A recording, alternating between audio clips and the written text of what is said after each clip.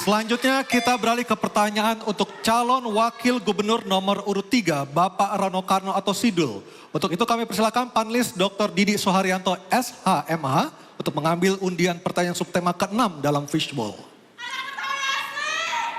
Mohon tenang hadirin, Pak Didi.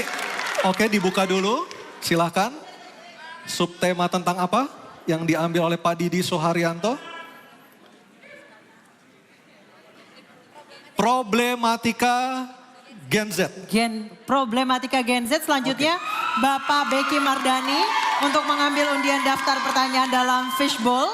Diperlihatkan ke kamera. Tenang dulu boleh? Terima kasih.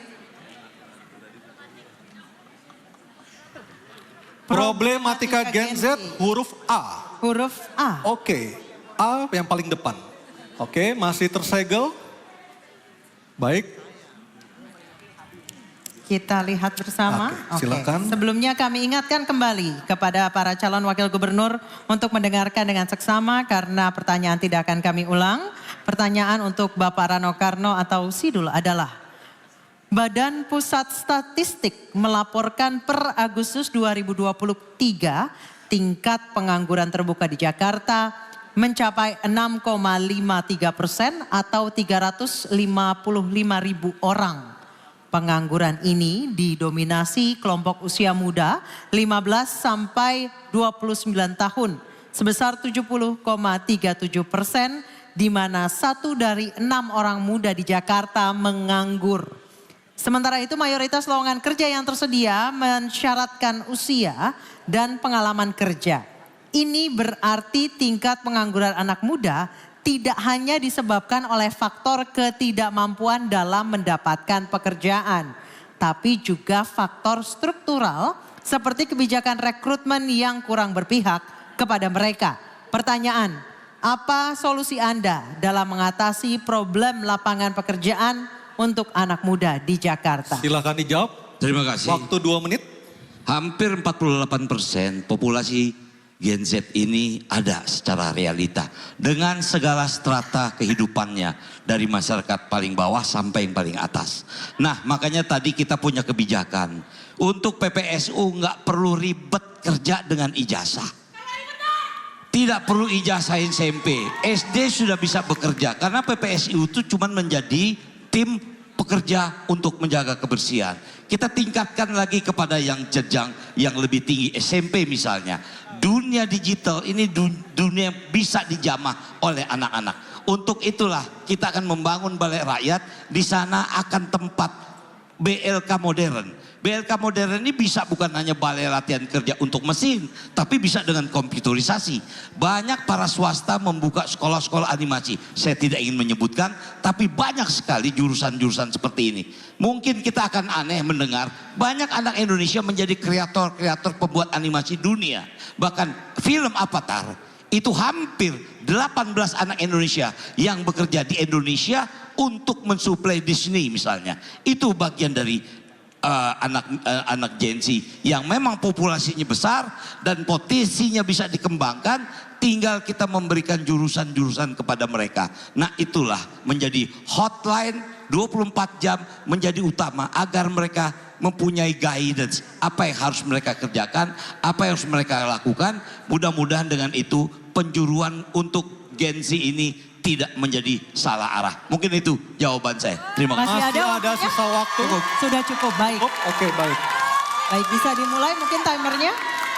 Selanjutnya kami persilakan calon wakil gubernur nomor urut 1 Bapak Suswono untuk menanggapi jawaban calon wakil gubernur nomor urut 3. Pak Suswono, waktu Anda 1 menit, silakan. Ya, tentu kami akan memastikan Gen Z tidak perlu khawatir karena kami akan menciptakan lapangan kerja yang cukup banyak. Pertama tentu adalah mendorong wirausaha muda. Ya, dan dengan program apa? Inkubasi dan akses modal.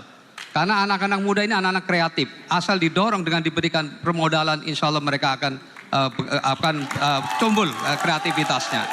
Kemudian juga akan dilibatkan dalam gerakan sosial dan lingkungan. Sekarang ini anak-anak muda luar biasa kepeduliannya terhadap lingkungan. Berapa kali kita melihat gerakan-gerakan untuk membersihkan sampah, begitu cepatnya antusiasme dari mereka-mereka yang merespon gerakan anak-anak muda. Dan yang lebih penting lagi adalah pelatihan siap kerja Dan nanti anak-anak muda akan magang di provinsi, baik di BUMD maupun di kantor gubernur. Jadi mereka akan mendapatkan pelajaran langsung di lapangan. Terima kasih. Baik, terima kasih. Dan selanjutnya kami berikan kesempatan kepada calon wakil gubernur nomor urut 2, Bapak Kun Wardana menanggapi jawaban calon wakil gubernur nomor urut 3. Kami persilakan, waktu Anda 1 menit.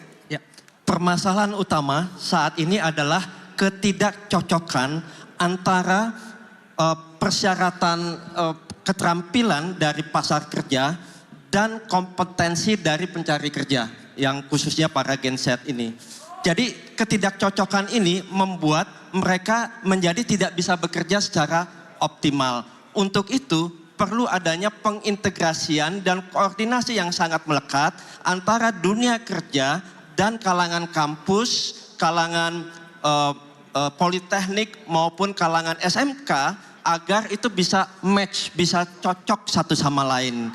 Nah, mereka-mereka nanti bisa diberikan fasilitas kerja praktek di pasar kerja yang ada, sehingga nanti bisa langsung ditempatkan di sana. Kemudian yang kedua itu adalah bagaimana Gen Z ini bisa menggunakan dunia digital untuk investasi masa depan kerja ke depan. Makasih. Waktunya Baik, habis, terima kasih. Selanjutnya kami persilakan untuk kami kembali ke calon wakil gubernur nomor urut 3 untuk menanggapi respons dari kedua calon wakil gubernur. Waktu Anda 1 menit, silakan.